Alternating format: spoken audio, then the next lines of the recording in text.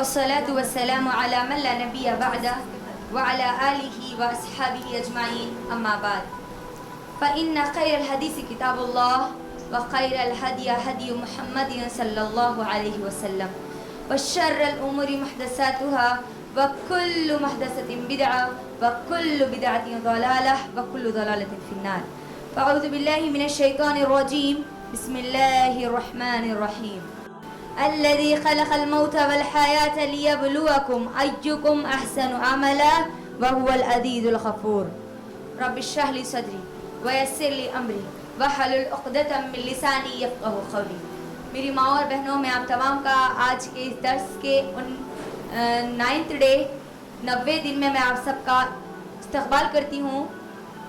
السلام علیکم ورحمۃ اللہ وبرکاتہ. وعلیکم السلام ورحمۃ اللہ وبرکاتہ. جس کے معنی ہیں آپ تمام پر اللہ سبحانہ و تعالیٰ کی سلامتی، رحمتیں اور برکتیں. میری بہنوں، میں اس درس کو شروع کرنے سے پہلے جو تمہیدی جو چیزیں جو بہت اہم ہے وہ انشاءاللہ بتا کر ہمارا جو آج کا اصل موضوع ہے ماشاءاللہ ایک بہترین، زبردست، مزیدار، پاورفل، یونیک جو سورہ ہے ماشاءاللہ، جو ہر روز ہر رات ہم پڑھتے ہیں ماشاءاللہ، اس کو ہم دیکھیں گے.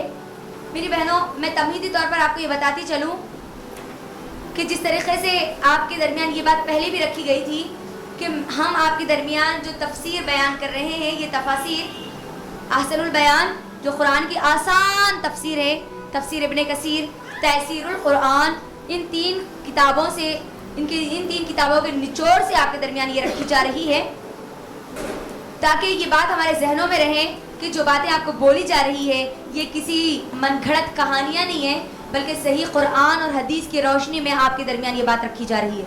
میری بہنوں، احسن البیان ایک بہت آسان تفسیر ہے، بہت آسان. ایک عام کوئی بھی انسان اس کو آسانی سے دیکھ سکتا ہے، پڑھ سکتا ہے، سمجھ سکتا ہے. صرف ایک جلد اس کی ہے، صرف ایک جلد ہے.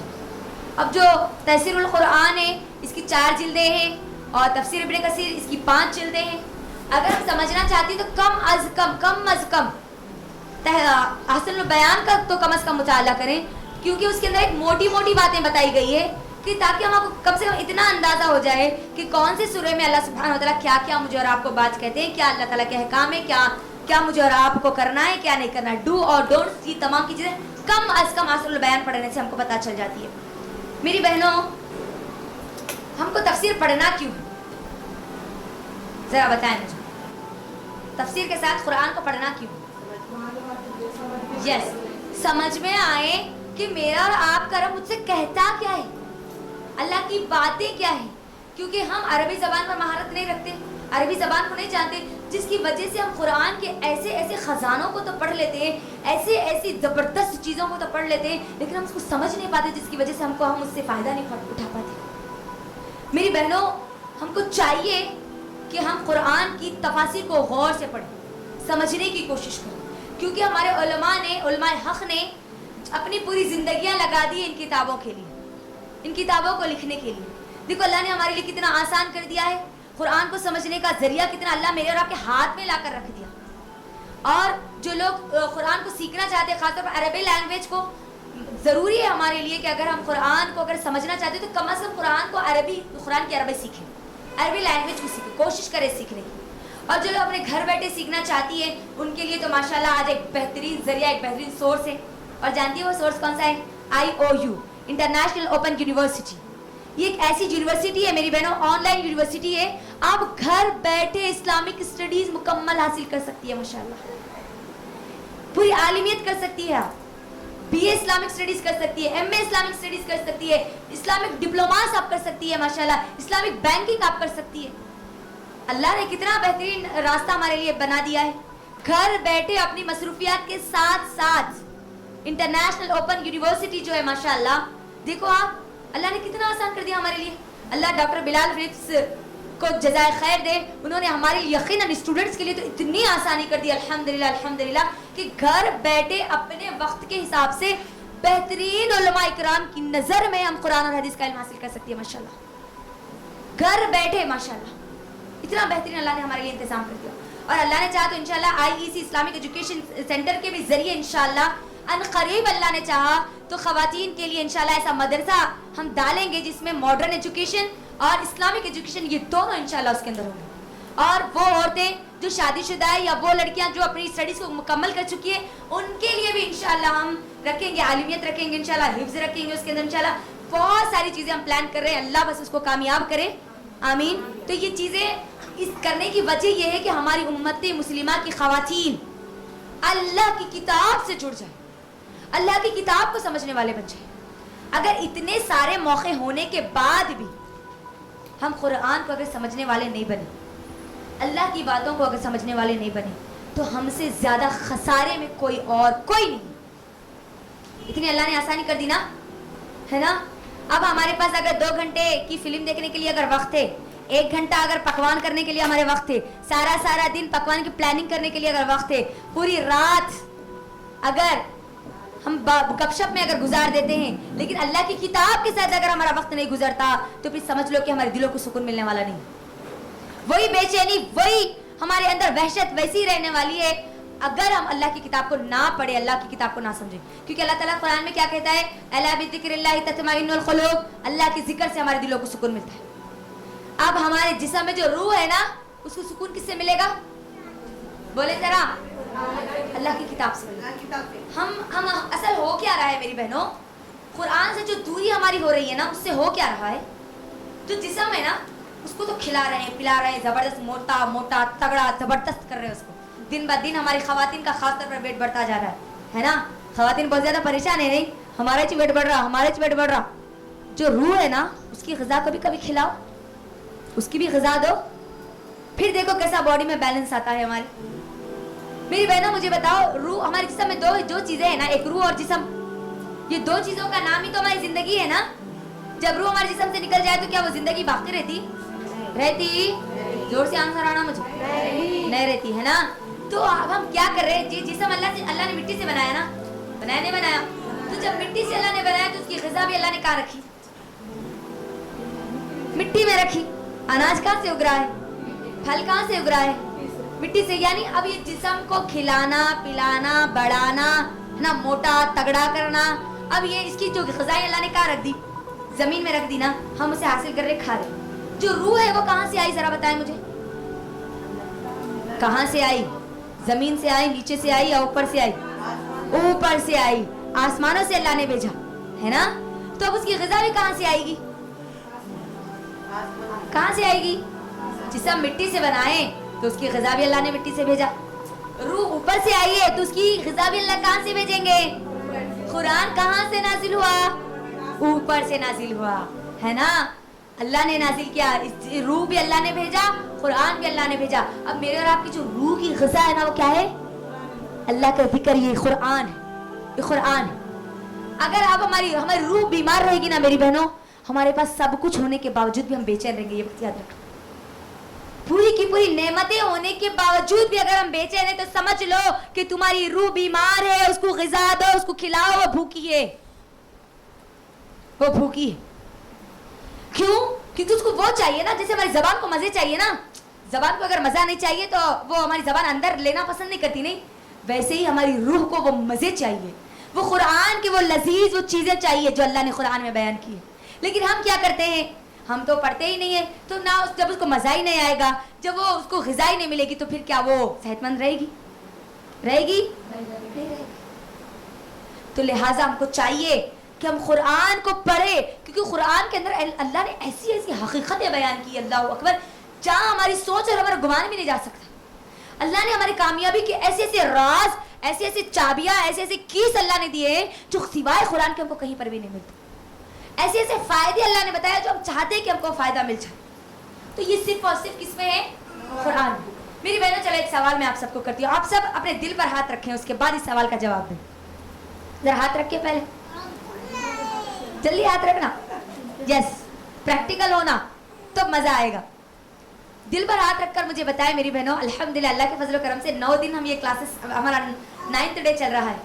مجھے بتائے صرف معمولی سی ابھی ہم لوگوں نے ابھی تفسیر کی ہے، صرف سورہ فاتحہ، آیت الکرسی اور سورہ کہف. مجھے بتائیے صرف اتنا نالج گین کرنے کے بعد کیا اللہ کی محبت ہمارے دلوں میں آئی یا نہیں آئی؟ اپنے دل پہ ہاتھ رکھ کے بتائیں، زور سے بولنا. آئی. وہ محبت بڑی یا نہیں بڑی؟ اللہ کے بارے میں وہ پیار وہ محبت جو ہونا چاہیے وہ آیا نہیں آیا؟ آیا نا؟ الحمدللہ الحمدللہ. میں یہ اپنے دکھاوے کے لیے نہیں بتا رہی ہوں بلکہ یہ بتانے کی کوشش کر رہی ہوں کہ میری بہنوں معمولی سی ابھی ہم نے صرف 9 دن ہم نے پڑھے, صرف 9 دن, ابھی 9th ڈے میں ہم ہیں. تو ہمارے دلوں میں وہ محبت آ گئی نا قرآن سے جڑنے کی. اللہ اتنی باتیں کہتا ہے, اللہ کو میرا رب اتنا پیارا ہے, اتنی ساری چیزیں میرے رب نے بنائی, کیسا محبت ہماری دن بہ دن بڑھ رہی نہیں؟ تو اب میری بہنوں سوچو اگر پورا قرآن مکمل کرنے پر ہماری ایمان کا کیا عالم ہوگا, اللہ سے پھر ہماری محبت کیسی ہو جائے گی, ہے نا؟ خالی یہ کہتے 8 دن اگر ہم یہ کلاس میں بیٹھے تو ہمارے ایمان کا الحمدللہ یہ حال ہے کہ اللہ نے ہمارے ایمان کو بڑھا دیا, تو پوری قرآن پڑھنے کے بعد کیا حال ہوگا سوچو, سمجھنے کے بعد کیا ہوگا؟ اب ہمارے پاس کوئی گنجائش رہے گی دنیا کی, یہ بیکار دنیاوی چیزوں کی محبت کی رہے گی؟ یہ 8 دن کی کلاسز میں آپ نے غور کیا ہوگا, آپ کی دنیا کی کوئی حقیقت نظر نہیں آئی ہوگی, ہے نا؟ آئی نہیں آئی؟ ہاں. تو میری بہنوں اب یہاں سے ارادہ کر لو کہ مجھے پورا مکمل کی قرآن کی تفسیر انشاءاللہ پڑھنا ہے. انشاءاللہ ہماری جو کوشش تھی ہے 20 دن کی جو کوشش ہے, اس میں کم از کم وہ صورتیں جو ہم زیادہ پڑھتی ہے وہ ہم رکھیں گے. لیکن اب جا کے ماشاءاللہ اللہ کے فضل و کرم سے یہ تفسیر کا سلسلہ شروع ہو چکا, تو اس کو ہم آگے بڑھاتے رہیں گے اب انشاءاللہ. رمضان کے بعد بھی انشاءاللہ کوشش یہ کریں گے کہ ہم پوری قرآن کو مکمل کریں انشاءاللہ. تو الحمدللہ الحمدللہ اللہ کے فضل و کرم سے ہم نے کون کون سی صورتیں مکمل کر لی ذرا بتائیں. سورہ فاتحہ, جی زبردست سورہ ہم نے مکمل کی ہے نا, ہے نا؟ الحمدللہ. جب بھی آپ قرآن پڑھ رہے ہوں گے تو یہ خیال ضرور آ رہا ہوگا, دو لوگوں میں اگر آپ کمپیئر کریں گے, جو لوگ یہ کلاس میں نہیں آئے اور جو لوگ آئے, ان میں زمین اور آسمان کا فرق ضرور آیا ہوگا, ہے نا؟ آیا نہیں آیا؟ آیا. نماز پڑھتے وقت خیال آیا میرا رب کون ہے؟ الحمدللہ رب العالمین.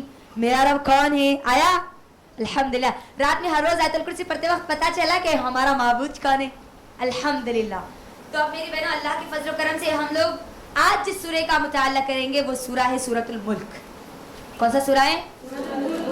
سورۃ الملک, سورہ نمبر 69, جس میں اللہ نے 30 آیتیں بیان کی ہے. زبردست سورہ ہے, ایک دم یونیک سورہ ہے. اور اس سورہ کی اگر ہم تھیم بھی دیکھیں گے انشاءاللہ تو یہ سورہ ایک ایسا سورہ ہے جو ڈرانے والا, انذار والا ہے. سخت, اللہ تعالیٰ کا سخت لہجہ ہے اس کے اندر. اللہ ڈائریکٹ کیا کرتا ہے؟ سخت لہجہ استعمال کرتا ہے کافروں کے لیے, کفر کرنے والوں کے لیے, اللہ کا انکار کرنے والوں کے لیے. تو یہ سورہ مکی سورہ ہے. کون سا سورہ ہے ذرا بولے؟ مکی سورہ. ہم جانتے ہیں مکی سورہ میں اللہ نے کیا کیا تھیمیں بیان کی تھی, کیا کیا باتیں اللہ بیان کرتا ہے, ذرا بتائیں مجھے, تھوڑا ریمائنڈ کریں. مکی سورتوں میں اللہ تعالیٰ زیادہ تر کن کن چیزوں کے بارے میں بات کرتے ہیں؟ آپ کو بتایا گیا تھا اللہ تعالیٰ ہاں توحید کے بارے میں سب سے زیادہ اللہ بیان کرتا ہے. مکی صورت اب جتنا بھی ہم مطالعہ کریں گے, قیامت کے بارے میں ڈراتا ہے نا, قیامت کے بارے میں بتلاتا ہے, جہنم سے سب سے زیادہ ڈراتا ہے, نبی صلی اللہ علیہ وسلم کی رسالت کے بارے میں بتلاتا ہے, پچھلی قوموں کو بتلاتا ہے کہ کیسے کیسے وہ لوگ برباد ہوئی, تم کو ان سے کیسے سبق حاصل کرنا ہے. یہ سب چیزیں کس میں ہم کو ملتی ہے؟ مکی صورت. اب ہم سورہ ملک اگر مطالعہ کریں گے, سورہ ملک سے پہلے جتنی آیتیں ہیں, جتنے سورے ہیں, سورہ ملک سے پہلے کا سورہ کون سا ہے ذرا بتائیں مجھے, کون بتا سکتے؟ میں نے آپ سے کہا تھا کہ آپ سورہ نمبر یاد کریں, سورہ نیم اور نمبر یاد کریں, اس سے فائدہ بہت زیادہ ہوگا. کون سا سورہ ہے؟ سورہ تحریم. سورہ تحریم اس سے پہلے کا جو سورہ ہے نا, سورہ تحریم, سورہ حدید سے لے کے سورہ تحریم تک اللہ تعالیٰ وہاں پر ہم کو احکام دیتا ہے, حکم دیتا ہے. تمام یہ سوروں میں اللہ تعالیٰ کے احکام ہم کو ملتے ہیں. لیکن اب اس کے بعد سورہ تحریم کا جو فوری سورہ ملک شروع ہو رہا نا, یہ اب یہاں پر اللہ سبحانہ و تعالیٰ جو مکی سورہ ہے, مکی صورتیں جو تھی میں وہ شروع ہو رہی. اب یہاں سے جتنے سورے شروع ہو رہے نا وہ اکثر اور بیشتر پورے کے پورے مکی صورتیں, پورے مکی صورتیں. بہت کم ہے جو مدنی ہے. 29ویں پارے میں بھی یہی ہے, مکی صورتیں زیادہ ہے, اور 30ویں پارے میں تو زیادہ ہے ابھی مکی صورتیں. اللہ کا ڈرانا, جہنم سے ڈرانا, اللہ کے عذابات سے ڈرانا, اللہ کی توحید بیان کرنا, جنت کے بارے میں ذکر کرنا, پچھلی قوموں کے بارے میں ذکر کرنا, یہ زیادہ ہے 29ویں اور 30ویں پارے میں بمقابل دوسرے پاروں کے اور دوسرے سوروں کے. تو یہ بات ذرا آپ یاد رکھیں. اب آئیے میری بہنوں, اللہ سبحانہ و تعالی سورہ ملک میں اللہ ہم سے کیا کہتا ہے.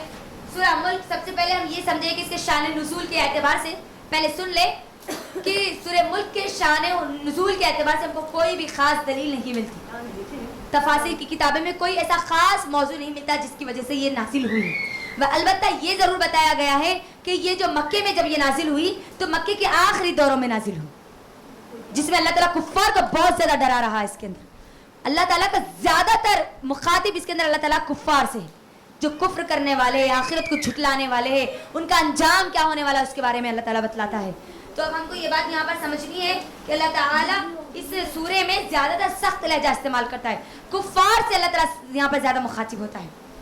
تو اب اس کے اندر جو تھیم ہے، اللہ تعالیٰ ایک تو اپنے قدرت کے دلائل بتاتا ہے، میں آپ کو بتا رہی ہوں، اس کے آگے آپ کو بتاؤں گی، پوری سمری لکھاؤں گی انشاءاللہ کہ کون سی آیتوں میں اللہ تعالیٰ کی کیا کیا، جیسے ہم سورہ کہف میں لکھا تھا ویسے انشاءاللہ۔ تو اب یہاں پر یہ بات سمجھے اللہ تعالیٰ کا انداز کیسا ہے، سخت ہے۔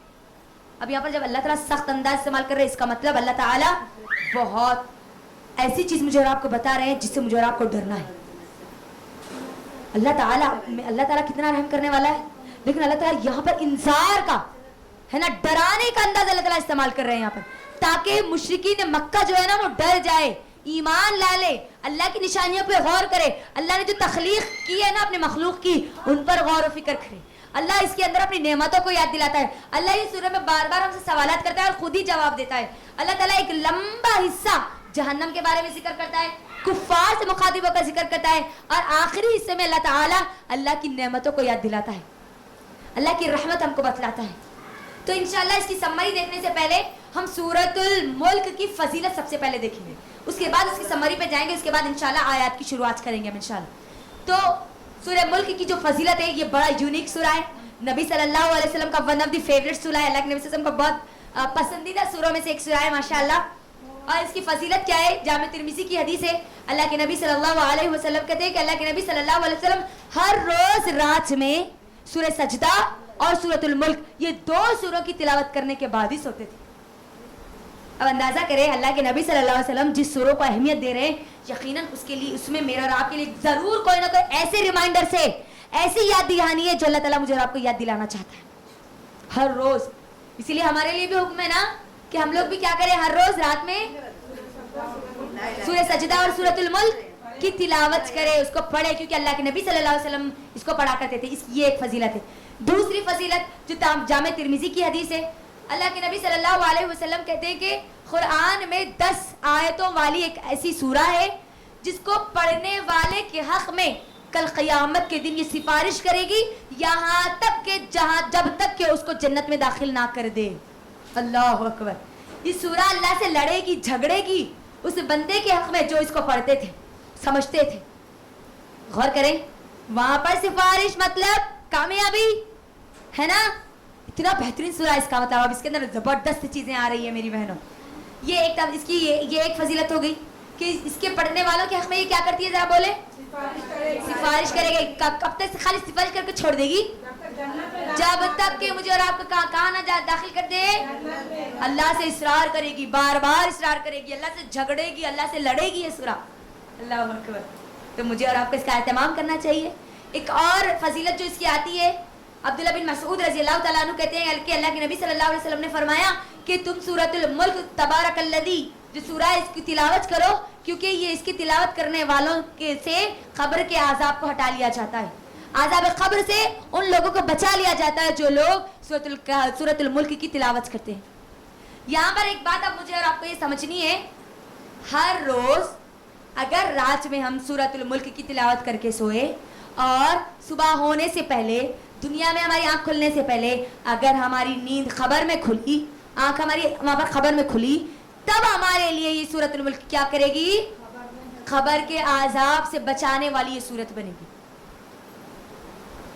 اس کا مطلب یہ ہرگز بھی نہیں ہے کہ مرنے والے جو میت ہے ان کے لیے سورۃ تبارک الذی پڑھا جائے 100 بار 200 بار نہ جانے کتنے بار پڑھا جائے، پانی پر دم کیا جائے، نمک پر دم کیا جائے، اور جب ان کو قبرستان میں لے کر جا کے دفنا دیا جائے تو ان کے اطراف تبارک الذی کا وہ پانی ڈالا جائے۔ نہیں، ہرگز بھی نہیں، یہ تو بدعت ہے، سراسر بدعت ہے۔ اس کے پڑھنے والوں کے لیے یہ عذاب قبر سے بچانے والی سورہ ہے، نہ کہ دوسروں کے پڑھنے سے وہ ملنے والا ہے۔ بات آئی سمجھ میں؟ نبی صلی اللہ علیہ وسلم نے کیا کہا، پڑھنے والوں کے حق میں سفارش کرے گی نا، دوسرے پڑھیں گے تو وہ ان کے حق میں کرے گی۔ کتنے بے وقوف ہم آج ہو چکے ہیں، آپ غور کریں، ہے نا؟ کیا کرتے ہیں آج ہمارا ماحول میں یہ بدعت بہت زیادہ پھیلتی جا رہی ہے۔ اللہ کے نبی صلی اللہ علیہ وسلم کے دور میں اللہ کے نبی صلی اللہ علیہ وسلم کی بیٹیوں کا انتقال ہوا نہیں ہوا؟ ہوا نہیں ہوا؟ تو کیا اللہ کے نبی صلی اللہ علیہ وسلم تبارک الذی کا پانی پڑھ کے نمک کے اوپر پھونک کے کیا خبر میں ڈالے؟ کوئی دلیل ملتی؟ چیلنج ہے، کوئی آپ کو دلیل نہیں ملے گی. تو یہ کہاں سے لائے؟ یہ اسی دلیل سے یہ لوگ لیتے ہیں. کیا خبر کے عذاب سے بچاتی ہے سورہ، اسی لیے کیا کرنا، سورۃ الملک کو پڑھنا، پڑھتے جاتے جب تک کہ میت کو گھر میں سے نہیں اٹھاتے نا تب تک پڑھتے جاتے اور سب کو پڑھنے میں لگاتے ہو. اور ہماری بہت ساری ہماری مائیں اور بہنیں جو صحیح دین کا صحیح علم نہیں رکھتی وہ بھی کیا کرتے ہیں، چلو ہماری وجہ سے کسی کو فائدہ ہو رہا تو بہت اچھی بات ہے نا، حالانکہ وہ ایسا نقصان ان کے لیے کر رہے، خود کے لیے بھی نقصان، دوسروں کے لیے بھی نقصان. بات آ رہی سمجھ میں؟ آگے میں آپ کو بتاؤں گی جو سورہ ملک کا اصل مقصد تھا، میں اور آپ عمل صالح کرے اور ہم ایسے بدعتوں میں لگ گئے جو کہ اللہ کے نبی سے سب سے ثابت ہی نہیں ہے. تو کیا بات سمجھ میں آئی؟ ذرا بولے. سورۃ الملک کس کو خبر کے عذاب سے بچاتی ہے؟ پڑھنے والے. میں پڑھوں گی، اگر میں مروں گی تو مجھے وہ بچائے گی خبر کے عذاب سے. آپ پڑھیں گے، آپ مریں گے تو آپ کو بچائے گی. ہم پڑھیں گے تو نہ ہمارے اماں کو بچاتی، نہ ہمارے بابا کو بچاتی، نہ ہمارے ساس کو بچاتی، نہ ہمارے سسر کو بچاتی. کس کو بھی نہیں بچاتی خبر کے عذاب سے. بات آئی سمجھو؟ یہ بہت اہم چیز ہے جو ہمارے ماحول اور معاشرے میں بہت زیادہ ہو رہا ہے. ہوتا کیا ہے، اگر کوئی نہیں پڑھتے نا تو ان کے پاس فتوے لگا دیے جاتے سیدھا، ہے نا. انہوں دیکھو، انہوں تو ذرا میت کے لیے یہ بھی نہیں کر رہے، ہم میت کے لیے وہی کریں گے جو قرآن حدیث مجھے اور آپ کو کرنے کا حکم دیتا ہے. یہ کلیئر کٹ آنسر ہے. لہٰذا ہم کو چاہیے کہ ہم ایسے بدعات میں ہرگز نہ پڑھیں، قرآن اور حدیث کا صحیح علم حاصل کریں اور اس صحیح علم کے مطابق عمل کریں. تو اب آئیے، بات کیا پتہ چلی؟ اس کی فضیلت میں کیا معلوم ہوا؟ پڑھنے والے. یہ زبردست یہ جملہ یاد رکھیں، جو پڑھیں گے وہ بچے گا. ٹھیک ہے؟ ہاں. اب آئیے اس کی سمری کی طرف. ذرا یہ سمری لکھ لیں آپ سب، تاکہ آپ کو جب ہم آگے جائیں گے نا انشاءاللہ تو ہمارے لیے بہت ہیلپ کرے گی. سورۃ الملک میں پورے کتنی آیتیں ہیں؟ 30 آیتیں ہیں. اور 30 آیتوں میں ایک ایک آیت میں ایک بڑا لیسن مجھے اور آپ کو دیا گیا ہے میری بہنوں، اگر ہم اس پر غور کریں گے تو. آیت نمبر 1 سے لے کے آیت نمبر 4 تک اللہ سبحانہ و تعالی اپنے مخلوق کی تخلیق کے بارے میں بیان کرتا ہے، اس کے خالق ہونے کے دلائل ہم کو دیتا ہے، اللہ کے توحید کی دلائل مجھے اور آپ کو دیتا ہے، اللہ کی قدرت کے دلائل مجھے اور آپ کو دیتا ہے. آیت نمبر 1 سے لے کے آیت نمبر 4 تک. اس کے بعد آیت نمبر 5 سے لے کر آیت نمبر 14 تک یہ بڑا لمبا سیکشن ہے جس میں اللہ تعالیٰ کا انذار والا، ڈرانے والا اللہ تعالیٰ کا انداز اب یہاں پر آتا ہے. جہنم کا ذکر کیا جاتا ہے، جہنم کی وہ اصل اس کی ہیبت اللہ تعالیٰ مجھے اور آپ کو بتلاتے ہیں، کفار کے بارے میں بتاتے ہیں، جہنمیوں کے بارے میں اللہ تعالیٰ. آیت نمبر کہاں سے کہاں تک؟ 5 سے لے کر 14 تک. یہ لمبا حصہ ہے جس کے اندر اللہ تعالیٰ مجھے اور آپ کو بتا رہے ہیں. اب اس کے بعد آیت نمبر 15 سے لے کر آیت نمبر 22 تک اللہ تعالیٰ اپنی نعمتیں ہم کو بتلاتے ہیں، اللہ کی نعمتیں یاد دلاتے ہیں مجھے اور آپ. اس کے بعد آیت نمبر 23 سے لے کر آیت نمبر 24 تک پھر اللہ تعالیٰ اپنی نعمتیں یاد دلاتے ہیں تاکہ میں اور آپ اللہ کو پہچاننے والے بن جائیں، اللہ کو پہچاننے والے بن جائیں. اس کے بعد آیت نمبر 25 سے لے کر آیت نمبر 27 تک اللہ تعالیٰ قیامت کے بارے میں ذکر کرتا ہے. لکھ رہے ہیں آپ سب لوگ؟ ہاں. تو آیت نمبر 25 سے لے کے آیت نمبر 27 تک اللہ تعالیٰ قیامت کے بارے میں ذکر کرتا ہے. آیت نمبر 27 سے لے کر آیت نمبر 30 تک اللہ تعالیٰ اپنی رحمت کے بارے میں بیان کرتا ہے کہ اللہ تعالیٰ نے تم کو جو نعمتیں دی ہے نا، اللہ کی یہ رحم ہے، اللہ کا یہ رحم ہے کہ وہ اپنی نعمتیں تم سے واپس نہیں چھینتا. اس کے بارے میں اب یہ پوری سمری ہے جو میں آپ کے درمیان رکھ رہی ہوں. اب آئیے، جیسا کہ ہم نے سنا کہ اب یہ جو سورہ ہے، اس سورے میں اللہ نے کون سا لہجہ استعمال کیا؟ انذار والا، ڈرانے والا، سخت لہجہ اللہ تعالیٰ کفار سے اس کے اندر استعمال کرتا ہے. تو اس کا مطلب اللہ تعالیٰ مجھے اور آپ کو یہاں پر آپ ڈرا رہے ہیں، ایسی چیزوں سے ڈرا رہے ہیں جس سے کہ مجھے اور آپ کو اب ڈرنا ہے. اگر میں اور آپ اب یہاں پر نہیں ڈرے تو پھر وہاں پر ہمیشہ کی زندگی میں پھر ڈرنا پڑے گا. یاد رکھیں. اب بہت سارے لوگوں کا یہ آتا ہے، یہ خیال آتا ہے کہ اللہ تعالیٰ اس کے اندر ڈراتے ہیں، یہ کیسا اللہ ہے جو اپنے بندوں کو ڈراتا ہے، جہنم میں ڈالتا ہے، جلاتا ہے. تو میری بہنوں، ہم کو یہ بات سمجھنی ہے کہ یہ اللہ کا ڈرانا بھی ہمارے لیے رحمت ہے. کیسے رحمت ہے؟ مثال کے طور پر اگر ایک بہت بڑا گڑھا ہے، ٹھیک ہے، اتنا بڑا گڑھا ہے کہ کوئی بھی وہاں پر جانے سے، اس میں گرنے سے ان کو نقصان ہوتا ہے، تو آپ ان کو کیا کرتے ہیں؟ دیکھو وہاں پر مت جانا، وہاں پر تم گریں گے، تم کو مار لگے گا، تم کو نقصان ہوگا، اس کی قریب بھی مت جاؤ. اس کے پاس جانا تو دور کی بات ہے، اس کے قریب بھی مت جاؤ. تو اگر کوئی انسان ڈراتا ہے تو کیا اس کا مطلب یہ ہے کہ وہ آپ پر رحم نہیں کرتا؟ وہ آپ کے اس کا مطلب یہ ہے کہ اگر ہم یہ کہیں کہ آپ کیسے ہیں، ہم کو اتنے بھیا ڈرا وہ ہوں گا گڑا، تو ہمارے دل میں آپ اتنا ڈر پیدا کر دیتے کہ کیا یہ بات بولنا صحیح ہوگا؟ غلط ہوگا.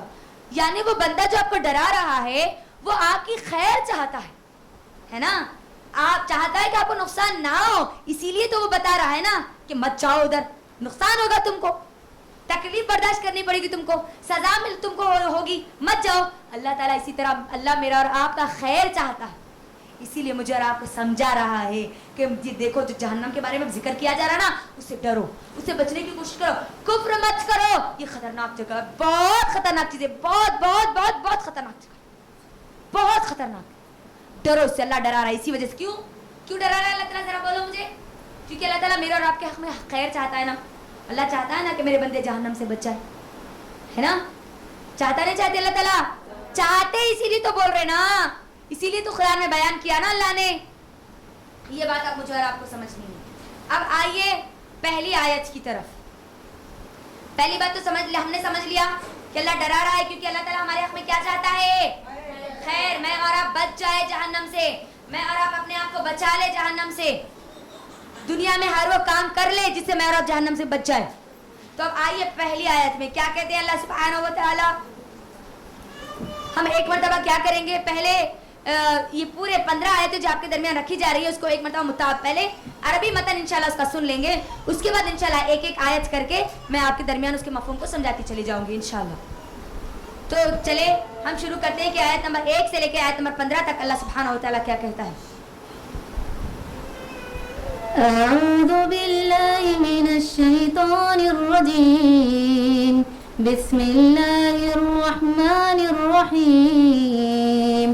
تبارک الذی بیدہ الملک وهو على كل شيء قدير الذي خلق الموت والحياة ليبلوكم أيكم أحسن عملا وهو العزيز الغفور الذي خلق 7 سماوات طباقا ما ترى في خلق الرحمن من تفاوت فارجع البصر هل ترى من فطور ثم ارجع البصر كرتين ينقلب إليك البصر خاسئا وهو حسير ولقد زينا السماء الدنيا بمصابيح وجعلناها رجوما للشياطين وأعتدنا لهم عذاب السعير وللذين كفروا بربهم عذاب جهنم وبئس المصير إذا ألقوا فيها سمعوا لها شهيقا وهي تفور تكاد تميز من الغيظ كلما ألقي فيها فوج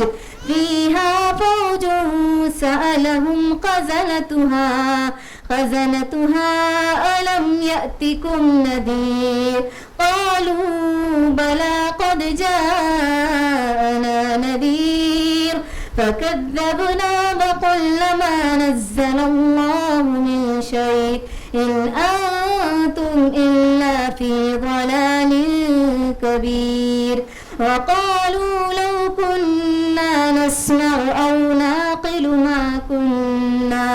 ما كنا في أصحاب السعير فاعترفوا بذنبهم فسحقا لأصحاب السعير إن الذين يخشون ربهم بالغيب لهم مغفرة وأجر كبير وأسروا قولكم وَاجْهَرُوا بِهِ إِنَّهُ عَلِيمٌ بِذَاتِ الصُّدُورِ أَلَا يَعْلَمُ يعلم من خلق وهو اللطيف الخبير هو الذي جعل لكم الأرض ذلولا فامشوا في مناكبها وكلوا من رزقه وإليه النشور.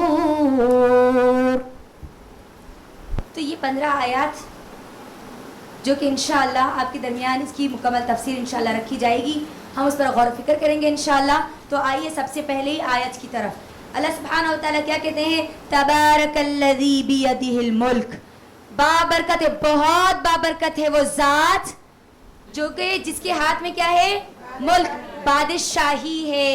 وَهُوَ عَلَى كُلِّ شَيْءٍ قَدِيرٌ, جو ہر چیز پر قدرت رکھنے والا ہے.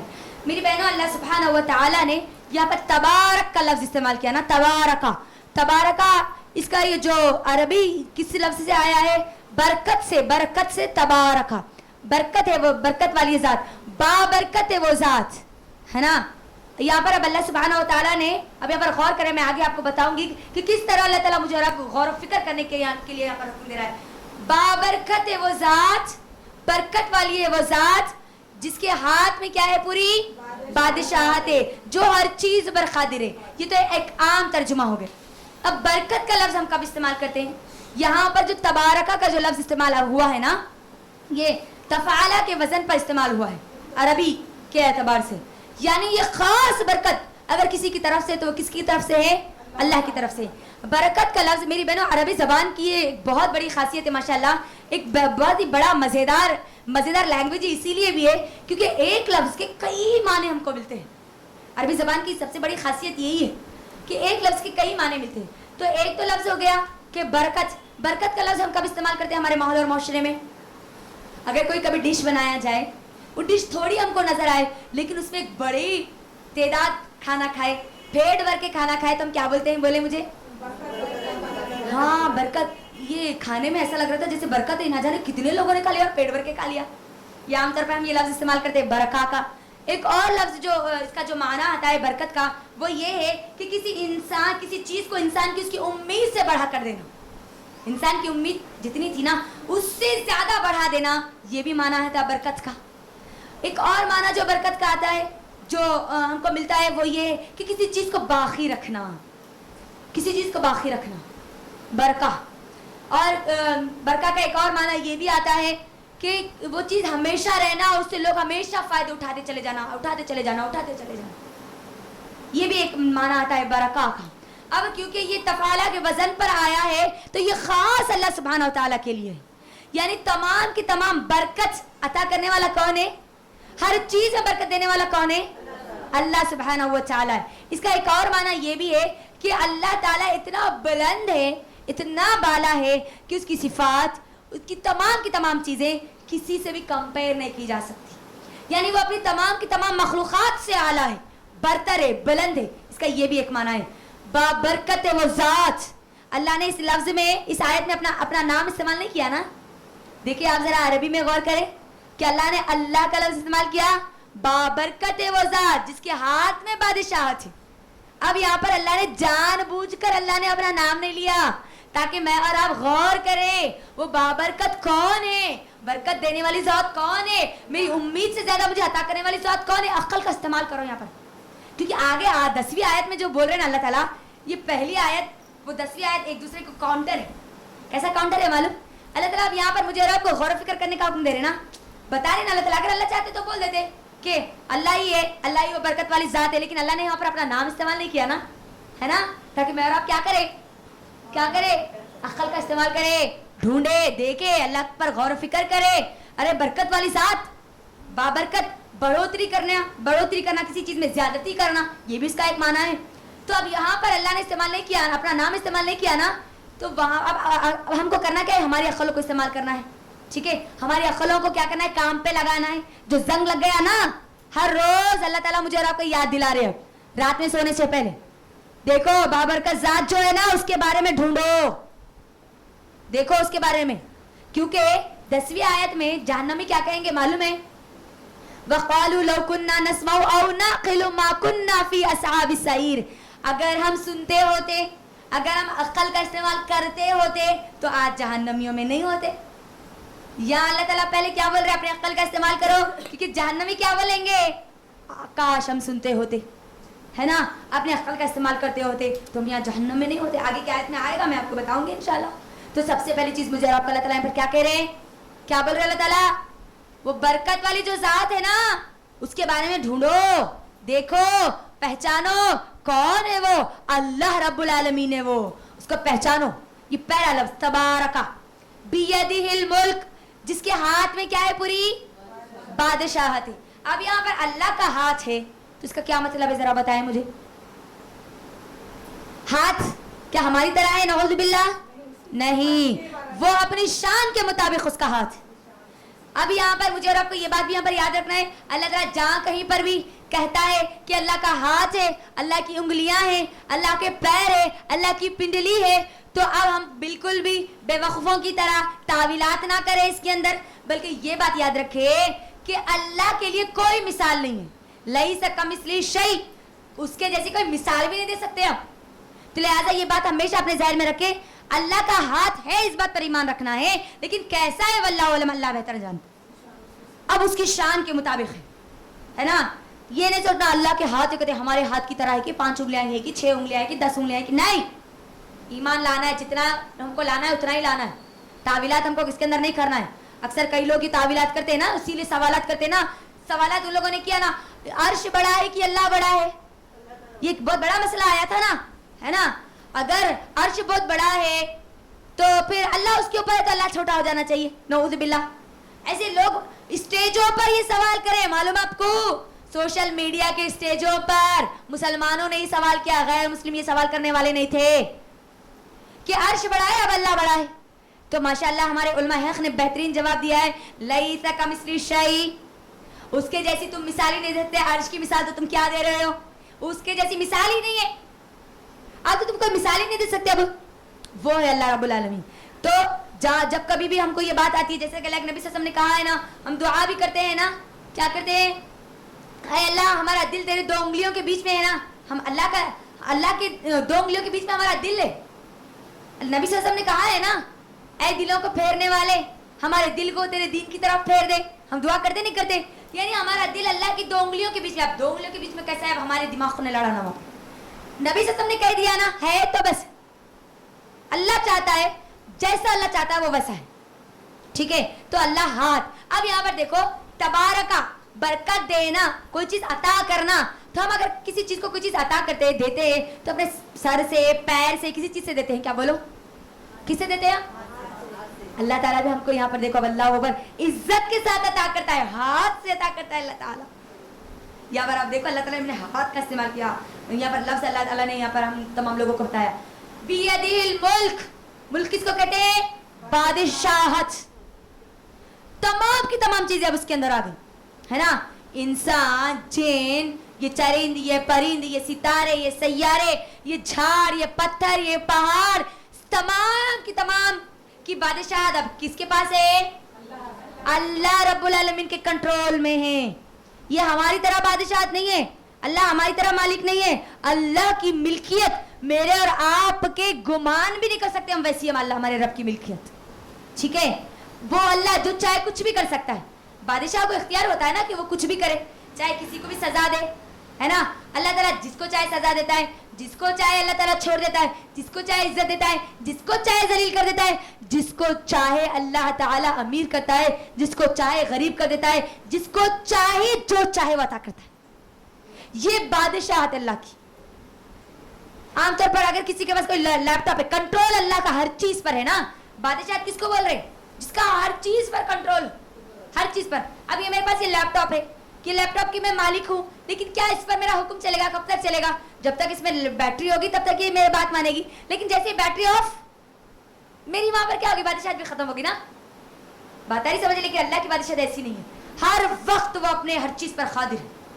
اس کی بادشاہت, اس کا حکم, اس کا فیصلہ ہر وقت چلنے والا ہے, ہماری طرح نہیں ہے. اب یہاں پر جو ملک ہے, اس کے اندر اللہ تعالیٰ کی قدرت بھی شامل ہے, اللہ تعالیٰ کی محبت بھی شامل ہے, اللہ کی رحمت بھی شامل ہے.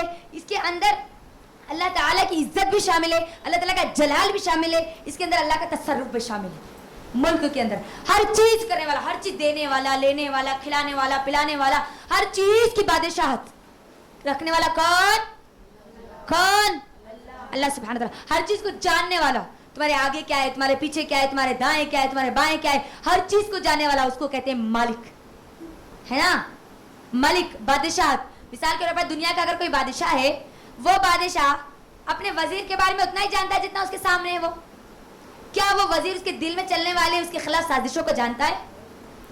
بادشاہ جانتا ہے اس کے وزیر کے دل کی حالات کو جانتا ہے, اس کی پلاننگ کو جانتا ہے؟ نہیں جانتا ہے. لیکن میرا اور آپ کا رب اللہ کی بادشاہت کیسی ہے؟ جو ہر چیز کو جانتا ہے, دلوں کے بھیدوں کو بھی. آگے اللہ تعالیٰ اسی سورہ میں اللہ تعالیٰ بول رہے ہیں تمہارے دل میں آنے والے خیال کو بھی اللہ جانتا ہے, تمہارے سینوں میں چھپی ہوئی پوری باتوں کو بھی اللہ جانتا ہے. وہ اس کی بادشاہت ویسی ہے. اب دوسری آیت میں آئیے,